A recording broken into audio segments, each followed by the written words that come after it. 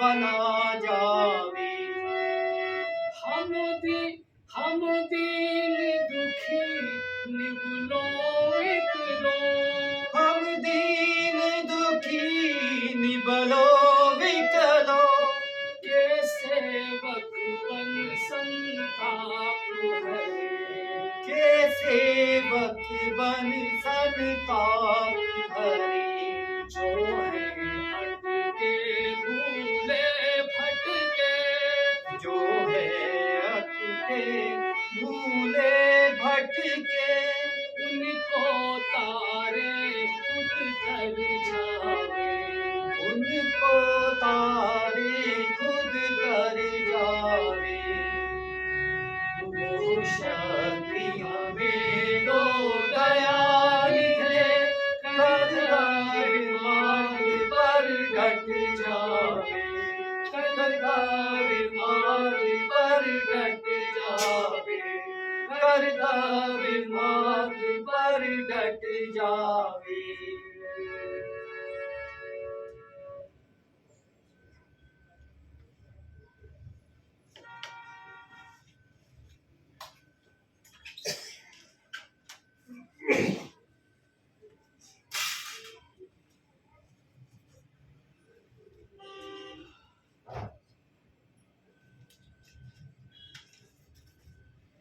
मेरे भाई साहब मुझसे 5 साल बड़े, लेकिन 3 दर्जा आगे।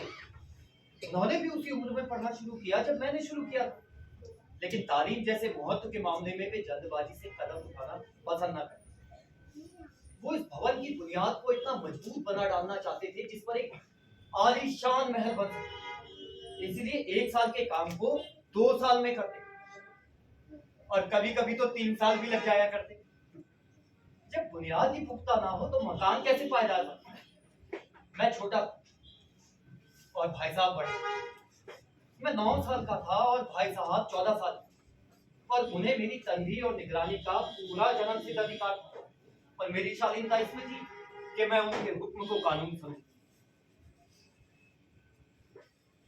भाई साहब स्वभाव से बड़े ही अध्ययनशील, हर दम किताबें खोले बैठे रहे, और कभी दिमाग को आराम देने के लिए कॉपी तो कभी किताब के हाशियों पर चिड़ियों, कुत्तों, बिल्लियों की तस्वीरें बनाया करते हैं।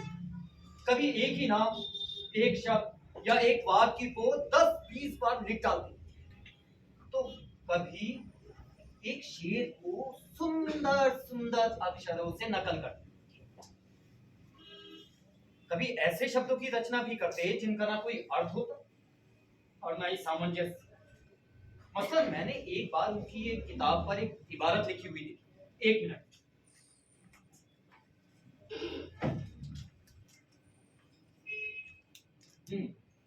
स्पेशल, अमीना, भाइयों भाइयों, दरअसल, भाई भाई, राधे श्याम, श्रीयुत राधे श्याम, 1 घंटे तक।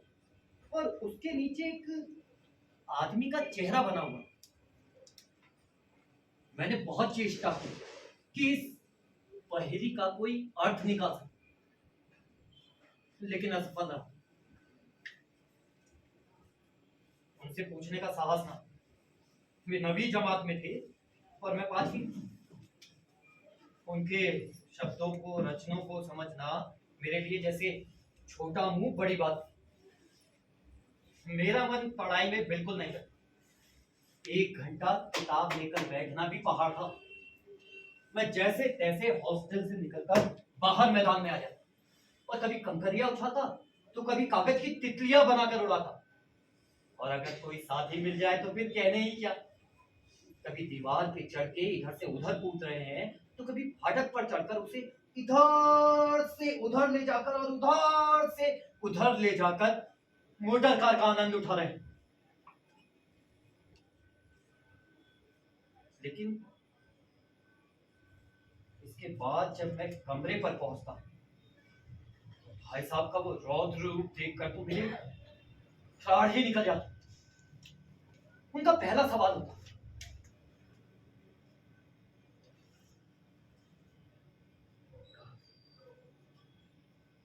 कहाँ थे?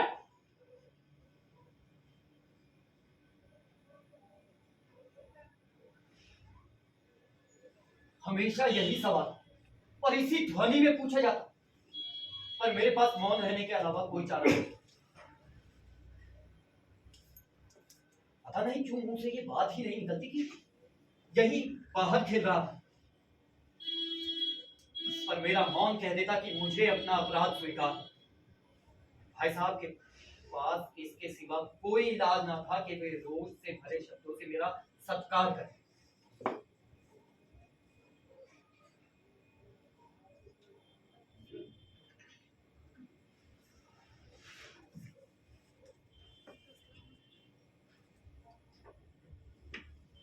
अंग्रेजी पढ़ोगे ना, जिंदगी भर पढ़ते रहोगे और एक हर्फ नहीं है।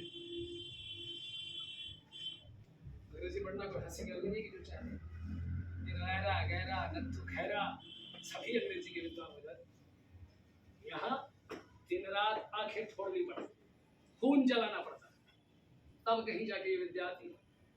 पर आती भी क्या है, कहने को आया नहीं। बड़े बड़े विद्वान भी शुद्ध अंग्रेजी नहीं लिख सकते, बोलना तो दूर। मैं तो कहता हूँ कि तुम बड़े खोखा हो, तुम मुझसे भी समझ नहीं। मैं कितनी मेहनत करता हूँ कि तुम अपनी आंखों से देखो, और अगर नहीं देखते हो तो तुम्हारी आंखों का कसूर, तुम्हारी बुद्धि का कसूर। इतने मेले तमाशे होते हैं, तुमने मुझे कभी देखने जाते देखा? रोज ही क्रिकेट और हॉकी मैच होते हैं, मैं पास भी नहीं पटकता, हमेशा पढ़ता रहता हूँ। उसमें भी एक एक दर्जे में 2-2, 3-3 साल पढ़ा रहता। तुम कैसे आशा करते हैं कि यूं भर भर खेल कूद में रखवा कर पास हो जाओगे? महाराज, मुझे तो 2 ही 3 साल लगते हैं। तुम पूरी उम्र इसी दर्जे में पढ़े सड़ते रहो। तुम्हें अगर अपनी यही उम्र गंवा ली, घर चले जाओ, मजे से गुल्ली डंडा खेलो। क्या ये माँ बाप की, बाप दादा की गाढ़ी कमाई के पैसे क्यों बर्बाद करते हो?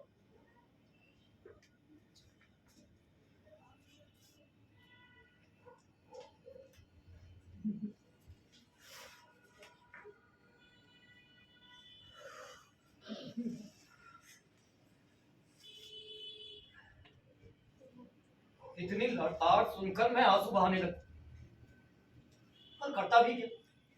अपराध तो मैंने किया था, लताड़ कौन सा है?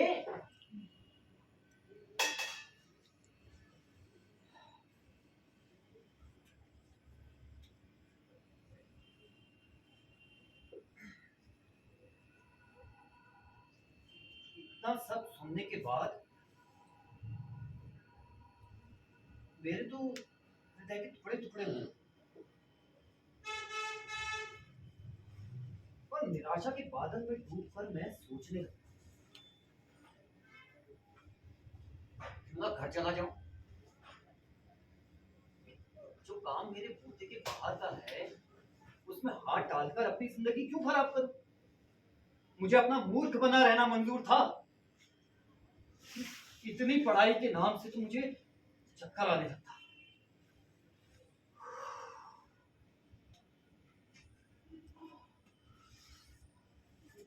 लेकिन घंटे 2 घंटे के बाद निराशा के बादल छटने लगते और मैं निश्चय करता कि अब जी लगा कर पढ़ूंगा। झटपट एक टाइम टेबल तैयार करता।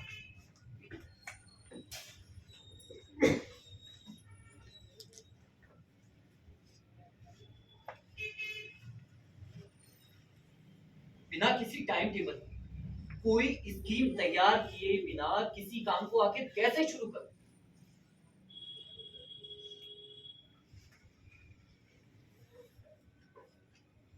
टाइम टेबल में खेलने कूदने की मत तो जैसे बिल्कुल ही उड़ जाती। प्रातः काल उठना, 6 बजे हाथ मुंह धोकर नाश्ता करके पढ़ने बैठ जाना, 6 बजे से 8 अंग्रेजी, 8 से 9 हिसाब, 9 से 9:30 इतिहास, फिर भोजन और स्कूल, 3:30 बजे स्कूल से वापस आकर किताब लेकर बैठ जाना, 4 से 5 तक भूगोल, 5 से 6 तक ग्रामर, फिर आधा घंटा हॉस्टल के सामने टहलना, 6:30 से 7 अंग्रेजी कंपोजिशन, फिर भोजन करके 8 से 9 तक अनुवाद, 9 से 10 तक हिंदी, 10 से 11 अन्य विविध विषय, फिर विश्राम।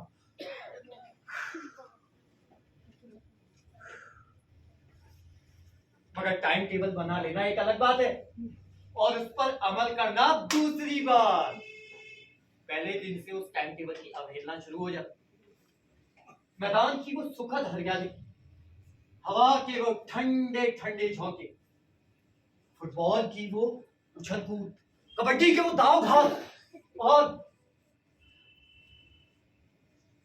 वो मुझे अपनी ओर खींच ले जाती। और वहां जाकर मैं सब कुछ भूल जाता। वो जानलेवा टाइम टेबल, वो आग फोड़ पुस्तकें, कुछ भी तो याद नहीं रहता। और भाई साहब को फिर से मौका मिल जाता नसीहत और फजीहत।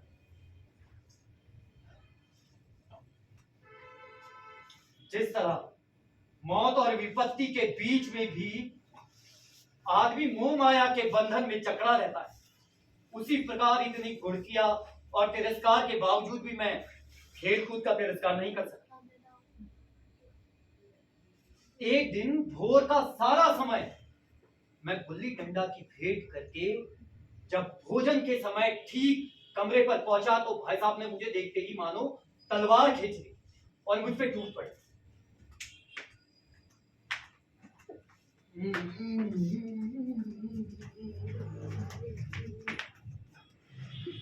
पास होने की खुशी बहुत ज्यादा है क्या?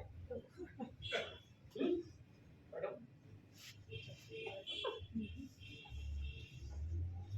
पास हो गया ना?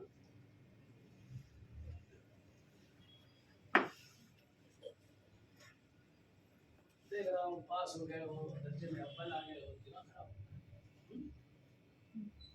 भाईजान, घमंड तो बड़े बड़ों का नहीं था, तुम्हारी हस्ती है।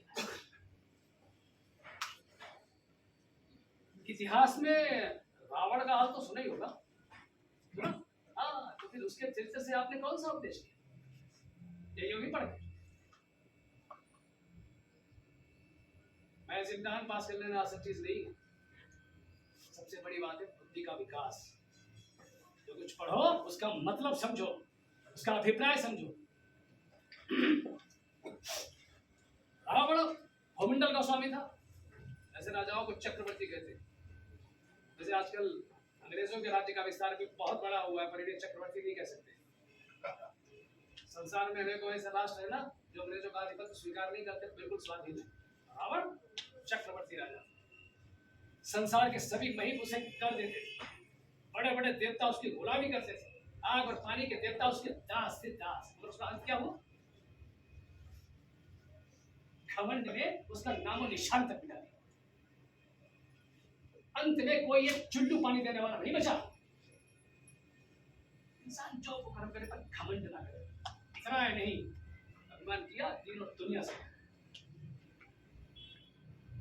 शैतान का भी हाल सुना होगा। उसे ये अभिमान था कि ईश्वर का उससे बढ़कर बड़ा भक्त कोई है ही नहीं। अंत में ये हुआ कि स्वर्ग से नरक में ढकेल दिया गया। शाहरुख ने भी एक बार घमंड किया था, भीख मांग मांग कर मर गया।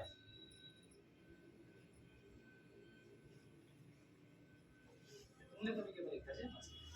अभी से तुम्हारा तो पढ़ चुका है। ये समझ लो कि तुम अपने मेहनत से नहीं पास हुए हो। अंधे के हाथ पटेर लगी है। अब पटेर इधर देखो, एक बार हाथ लगती है, बार बार नहीं। कभी कभी गुल्ली डंडा में भी अंधा चोट निशाना पड़ जाता है, मगर उससे कोई सफल खिलाड़ी नहीं हो जाता। सफल खिलाड़ी वो जिसका एक भी बार खाली ना जाए।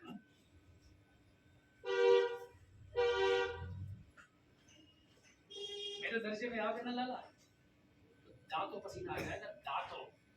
जरा ज्योमेट्री के लोहे के चने चबाने पड़े और इंग्लिस्तान का इतिहास याद रखना पड़ेगा। बादशाहों के नाम याद रखना आसान नहीं है। 8-8 तो फिर ही गुजर गए। 8-8 कौन सा कांड किस हेनरी की युग में हुआ याद करना आसान दोस्त है। हेनरी 8वें की जगह हेनरी 7वां लिख दिया, सारा नंबर गायब, सफा चट, सिफर भी नहीं मिलेगा। वो किसके हाथ? दर्जनों तो विलियम्स हुए, गॉर्डिनो चार्ल्स। दिमाग चक्कर खाने लगता है, आंधी रोक हो जाता है। इन अफाकों को नाम भी नहीं जुड़ते। अरे मुझसे पूछते मैं 10 लाख नाम भी गिना देता, 10 लाख।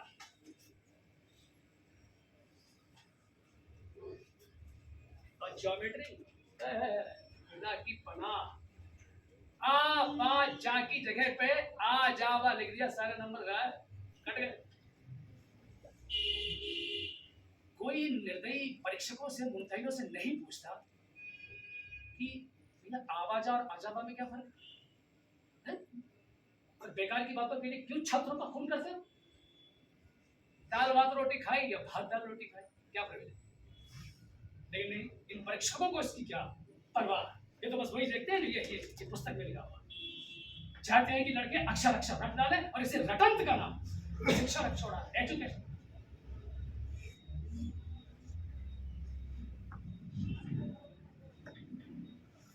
कह दिया इस समय की पाबंदी पर एक निबंध लिखो जो 4 पन्नों से कम ना हो।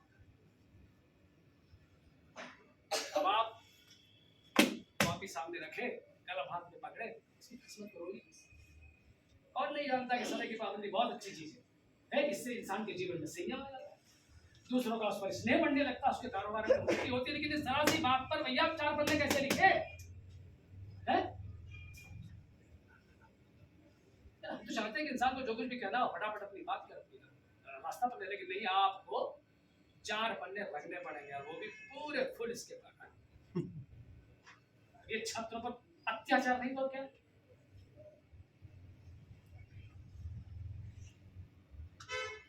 अनर्थ तो तब होता है जब कहा जाता है संक्षेप में लिखिए।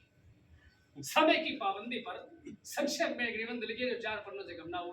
संक्षेप में 4 पन्ने होने तो पता नहीं 100 पन्ने लिखवाना है। तेज भी चल गया, फिर भी चल गया। उल्टी बात है कि नहीं? देखिए, जब बच्चा भी इतनी बात समझ सकता है, मगर इन परीक्षकों को इतनी परवाह भी नहीं। ऊपर से दावा है कि टीचर ने परीक्षा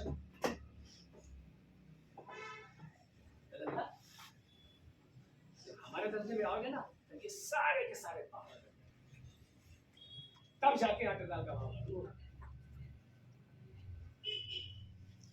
जब दर्जे में अव्वल आ गया तो जमीन पर पैर नहीं रख रहे हैं, इसलिए मेरा काम आ गया है। लाख फेल हो गया हूं, लेकिन तुमसे दुनिया का और जिंदगी का मुझे तुमसे ज्यादा तजुर्बा से जो कुछ कहता हूं ना मेरा मानिएगा, नहीं तो पछताइएगा।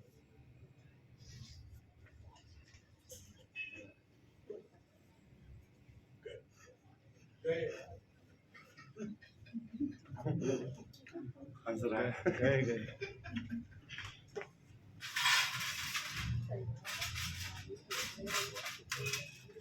भूख लग गई।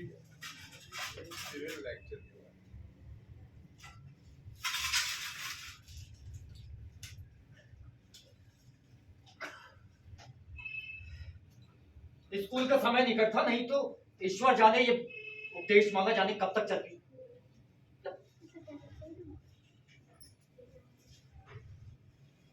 पास होने पर जब ये तिरस्कार हो रहा है, अगर फेल हो जाता तो फिर तो प्राण ही ले लिए जाते।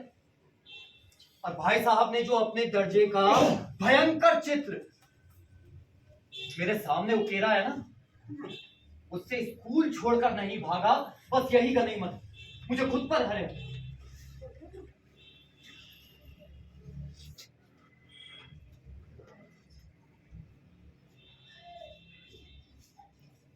लेकिन इतने तिरस्कार के बावजूद पढ़ाई में मेरी अरुचि ज्यों की त्यों ही बनी रही।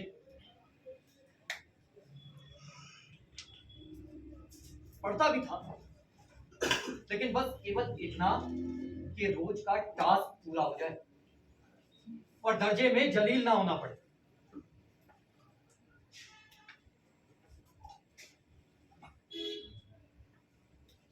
फिर सालाना इम्तिहान हुआ और फिर संयोग से कुछ ऐसा हुआ।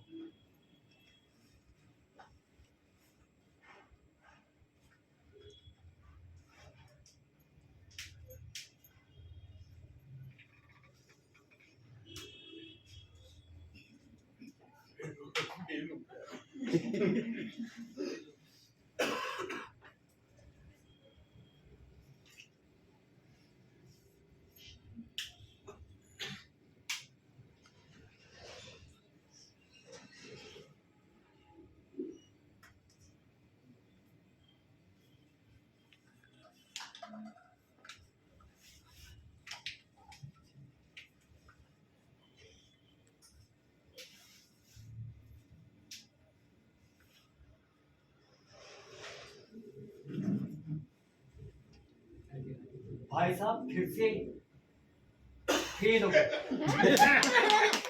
और मैं पास हो गया और दर्जे में अव्वल भी आया। ना जाने कैसे मैंने इतनी मेहनत नहीं की, फिर भी दर्जे में अव्वल आ गया। लेकिन भाई साहब ने तो पढ़ान तक मेहनत की, खूब परिश्रम किया, कोर्स का एक एक शब्द चाट गए। सुबह भोर में इधर, शाम को 4 बजे से भोजन करने तक उधर, भोजन के बाद रात को 11 बजे तक अलग। मुद्रा कांति ही नहीं। और जब परीक्षा फल सुनाया गया तो भाई साहब रोने लगे।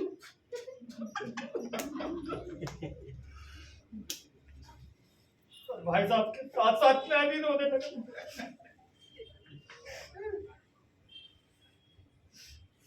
अब से पास होने की खुशी अधूरी हो गई। अगर मैं भी फेल हो जाता तो भाई साहब को इतना दुख तो ना होता। लेकिन विधि की बात कौन टाले।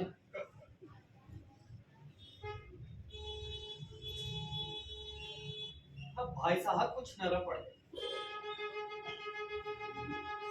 मुझे डांटने का अवसर पाकर भी कई बार उन्होंने जाने दिया। शायद अब वो ये समझ चुके थे कि उन्हें मुझे डांटने का अधिकार अब नहीं रहा, या रहा भी तो बहुत ही कम। मेरी स्वच्छंदता बढ़ी, मैं उनकी सहिष्णुता का अनुचित लाभ उठाने लगा। भाई साहब का आदर करता था, उन्हें ये नहीं पता चलने देना चाहता था कि उनका सम्मान मेरी नजरों में कम हो गया। तब मुझे कनकव्वे उड़ाने का एक नया शौक पैदा हो गया। चल चल खिला, हाँ क्या पतंग दे, ढील दे।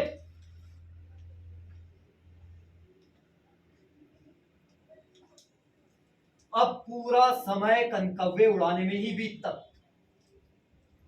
लेकिन भाई साहब का अदब करता, उनसे छुपाकर ही कनकव्वे उड़ाता। इसीलिए मांझा देना, कन्ने बांधना, पतंग प्रतियोगिता की सारी तैयारियां, समस्याएं गुप्त रूप से हल होने लगी। मैं नहीं चाहता था कि भाई साहब को ये पता चले कि उनका आदर और सम्मान मैं अब कम कर। एक दिन संध्या के समय हॉस्टल से दूर मैं कनकव्वे के पीछे दौड़ा चला जा रहा। वो आकाशगामी पथिक हवा के साथ ऐसे जा रहा था जैसे वो अपने पतन की तरफ जा रहा। मेरा मन उस आकाशगामी पथिक की तरफ लगा, जैसे जैसे कोई आत्मा आसमान से विरक्त होकर नए संस्कार ग्रहण करने के लिए चली जा रही। लड़कों का एक दल बाज और डंडों को लेकर उसके पीछे दौड़ा चला आ रहा था। तभी सहसा भाई साहब से मेरी मुठभेड़ हो गई, जो शायद बाजार से आ रहे थे। उन्होंने उसी वक्त मेरा हाथ पकड़ा और एक तेज लहजे में मुझे बोले,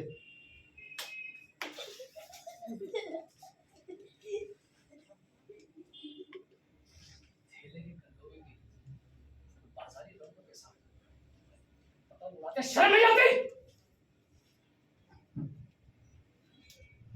इतना भी ख्याल नहीं कि अब नीची जमात में नहीं हो, बल्कि 8वीं दर्जे में हो और मुझसे केवल एक दर्जा नीचे। आखिर इंसान को कुछ तो अपनी कोशिश का ख्याल करना चाहिए कि नहीं? एक जमाना था जब लोग 8वां दर्जा पास करके नायब तहसीलदार बन जाते हैं। मैं कितने ही मरीजों को जानता हूँ जो आज अव्वल दर्जे के डिप्टी मजिस्ट्रेट और सुपरिटेंडेंट, कितने ही 8वीं जमात वाले हमारे लीडर और समाचार पत्रों के संपादक हैं। बड़े बड़े लोग उनकी मातहती में काम करते हैं और तुम उसी 8वीं दर्जे में आकर ही सारी लोगों के साथ कंट्रोल के पीछे दौड़ रहे हैं।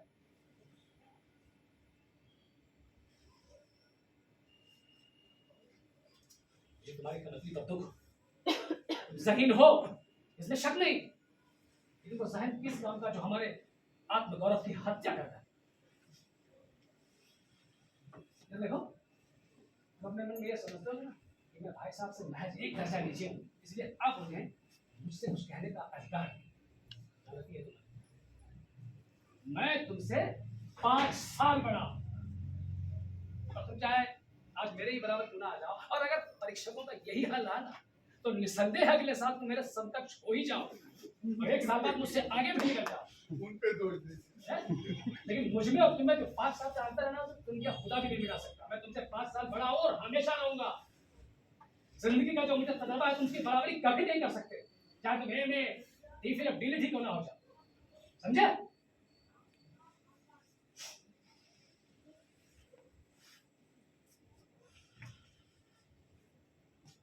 समझ किताबें पढ़ने से नहीं आती। हमारी अम्मा ने कोई दर्जा नहीं पास किया और दादा भी शायद कोई 5वीं या 6वीं जमात से आगे नहीं गए होंगे, लेकिन हम दोनों चाहे दुनिया भर की सारी विद्या क्यों ना पढ़ लें, दादा और अम्मा को हमें समझाने का, सुधारने का, डांटने का अधिकार हमेशा रहे। और इसलिए नहीं कि वो हमारे जन्मदाता, पैदा किया उन्होंने हमें, उनको हमसे ज्यादा दुनिया का तजुर्बा है और रहेगा। अमेरिका में किस तरह की राज्य व्यवस्था है, आकाश में कितने नक्षत्र हैं, 8वें हेनरी में कितने विवाह की बातें भले ही ना उनको मालूम हो, लेकिन हजारों ऐसी बातें हैं जिनका ज्ञान उन्हें हमसे ज्यादा है।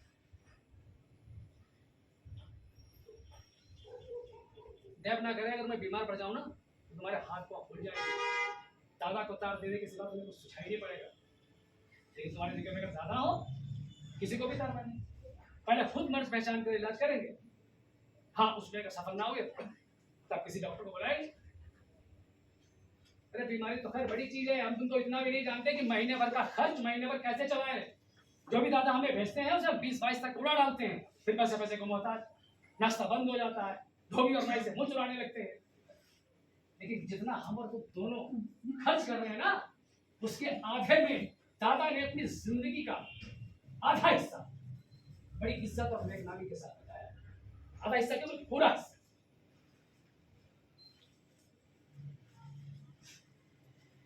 अरे अपने हेडमास्टर साहब को ही लो ना, एमए है और यहाँ के एमए नहीं, ऑक्सफोर्ड के। फिर उनके घर का इंतजाम कौन देखता है? उनकी बूढ़ी माँ। पहले खुद अपना इंतजाम देखते थे, खर्च पूरा नहीं पड़ता था, कर्जदार रहते थे, लेकिन जब से उनकी बूढ़ी माँ ने हिसाब किताब संभाला ना, जैसे घर में लक्ष्मी आ गई। समझ गया? तो भाईजान, ये जो गुरूर है ना, पास होने का, ये अपने दिल से निकाल डालो। ये मत समझो कि तुम स्वतंत्र हो, क्योंकि मेरे देखते ये पैरा नहीं चलता। और तुम्हारा ऐसे नहीं माने ना, रहने दो। इस इसका भी प्रयोग कर सकते हो। पता नहीं तुम्हें मेरी बात की जहर लग गई। भाई साहब की इस नई युक्ति से मैं नतमस्तक हो गया। आज मुझे मेरी अनुभवता का अनुभव, भाई साहब के प्रति मेरे मन में श्रद्धा भी उत्पन्न हुई। मैंने सजग आंखों से भाई साहब से कहा,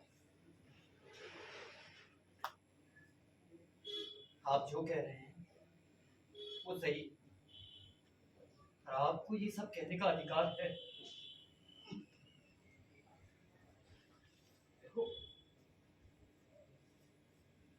मैं कभी उड़ाने को मना नहीं करता हूँ।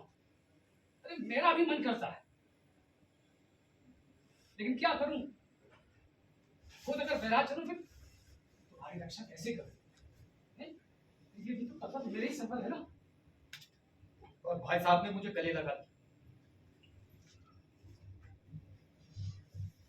उसी वक्त एक कटा हुआ कौवा हमारे सर के ऊपर से गुजरा। लड़कों का एक झुंड उसके पीछे दौड़ा चला आ रहा था। भाई साहब तो लंबे थे ही, उन्होंने उछलकर उसकी डोरी को पकड़ा और बेतहाशा हॉस्टल की तरफ दौड़ने लगे।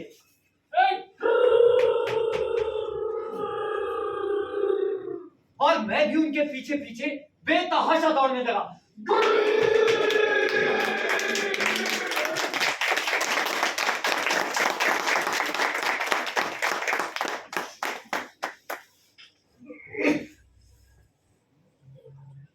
छल दंभ द्वेष पाखंड झूठ अन्याय से निष्दिन दूर रहे। जीवन हो शुद्ध सरल अपना, शुचि प्रेम सुधारस बरसावे।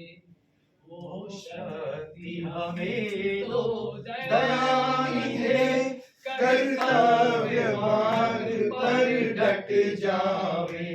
पर सेवा पर उपकार में हम निज जीवन सफल बना जावे। निज जीवन सफल बना जावे। निज जीवन सफल बना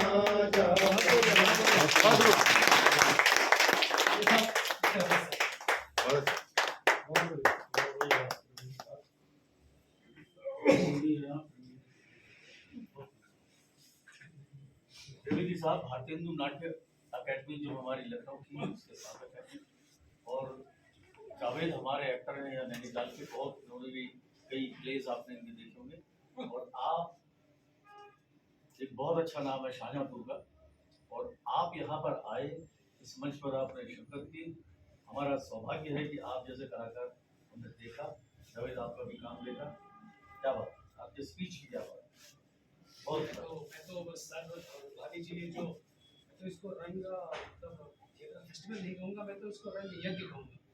ये तो बस यज्ञ हो रहा है, रंग यज्ञ हो रहा है। तो छोटी सी आहुति बहुत नेचुरल एकदम। आप देख रहे थे कि नहीं लग रहा था कि आप एक्टिंग कर, बहुत नेचुरल एकदम। और यही सब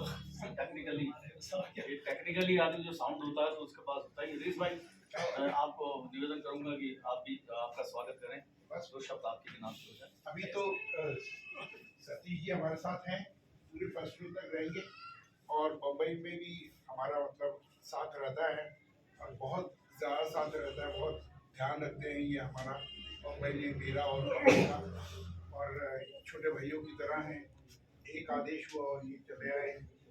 और ये मैं जो चाह रहा हूँ कि हमारे नैनीताल के एक्टर्स और मुंबई के एक्टर्स ये सरगम हो, और जो प्लेस हम यहाँ तैयार करें वो हम मुंबई में परफॉर्म करें। एक ये नई श्रृंखला शुरू हो जाएगी अब, और कुछ प्लेस हम इमीडिएटली अब मुंबई में करेंगे। इसीलिए कुछ एक्टर्स यहाँ आके मुंबई के हम हमारे एक्टरों के साथ काम करेंगे, और फिर वही वो मुंबई जाकर हम लोग परफॉर्म करेंगे। शायद हमारे नैनीताल के एक्टरों को थोड़ा बहुत फायदा हो जाए। वेलकम, शिवरात्रि, कल फिर हम ये दोनों प्ले रिपीट करेंगे, और आशा है खूब ज्यादा तादाद में आप लोग यहाँ उपस्थित हों, और ये रंग यात्रा भी चलती रहे। सबको बताइए अच्छा लगे सबको बताइए, दोस्तों को बताइए, और बुरा लगे तो दुश्मनों को बताइए। चलिए कमल जी का प्रेक्षकों का सभी कलाकारों को बहुत धन्यवाद।